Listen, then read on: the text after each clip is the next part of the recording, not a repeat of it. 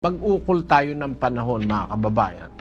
Naanyayahan namin kayo, 1 oras at kalahati, 2 oras, di naman ho napakahaba niyan, para mag-aral ng mga salita ng Kristo at mapailalim tayo, mapasakop tayo sa batas ng Diyos at matuto tayo ng dapat nating gawin sa buhay.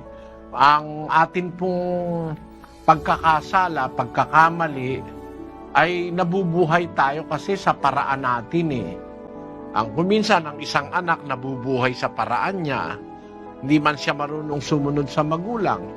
Minsan, ang isang magulang, yung anak niya, pinalalaki niya sa kanyang kaparaanan, hindi sa kaparaanan ng Biblia, hindi sa kaparaanan ng Diyos. Yung pong pag-aaral ng doktrina na tinatawag naming mass indoctrination, kasi sabay-sabay po yan sa lahat ng dako,